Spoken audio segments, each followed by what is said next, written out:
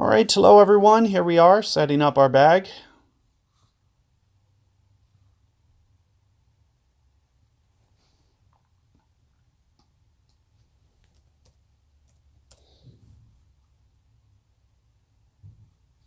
Hole 7, we're going to go with free to play ball. If you guys want to see, a little bit better chance for eagle, do check out my other guide. It's going to make things just a little bit easier.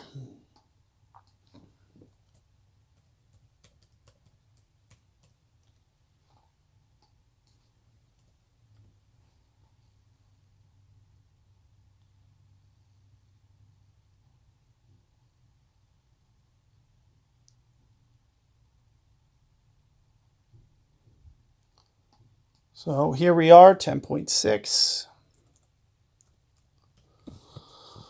So let's go ahead, get this punched in, switch my balls up.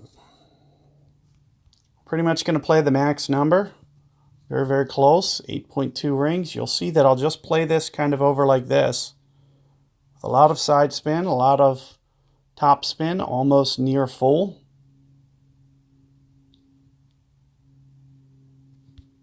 .2-ish rings. No extra power or anything. Just trying to keep this kind of going down here towards the... hold up. It's pretty perfect. So you can see I get it down here almost to, right at the edge. So you can see I did take off just a little bit of power. Or a little bit of top spin. So try to prioritize, try to get as much side spin as you can. Even if that means, taking off half a bar. You can see we can get up here towards the edge. That's going to give us a very good chance. I even kind of mentioned this because you can see last time I didn't go for the dunk. This is probably going to be an instance where I go for the dunk. And when I was mentioning that, I was saying, I usually, on a little bit of an uphill, I'll use 4 per ring on a thorn to go for the dunk. And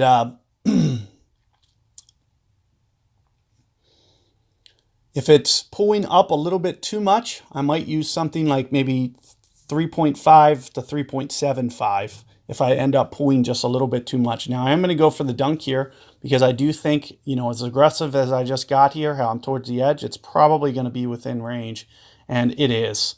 So I am going to go for the dunk here. However, I'm also going to position my backspin to still give myself hopefully a chance, if I miss it, to run down into the hole. So kind of a 2-for-1. But I do expect the dunk to kind of be really good. I'm thinking, 3.75 per ring. Right about maybe just a hair inside 3 rings is what I'm thinking. So maybe right here. And as I mentioned, I'm still trying to set myself up for a 2-for-1 just in case I do get a great ball. Which I did. So you'll see that it does land over too much to the left. That's still not enough. I might need a great ball to the right. So I'll have to protect against the great ball to the left. But you can see if I can set that spin just right and go for the dunk, perfect ball, it's going to have an 80% chance that I make that if I can get it up there that close. I feel if I make that perfect ball, especially once I get the adjustment just dialed, it's going to be at least 80% to go in. And if I set it up just perfect, had I great ball right there, that might have been enough, with the way that I was kind of curling my grid for it to still roll down into the hole. It looks like just the great ball left is going to take you out entirely because there's just too much wind effect. So if you are doing the backdoor approach and just want to use the backspin shot, check out my other guide. However, I did get a great ball in that one as well. Just my timing is not on my side for today on this hole. So, but it is going to be very, very holeable. You're going to see a lot of guys making this. So expect to probably want to get this 2-for-2 in your rounds, especially heading in towards the weekend.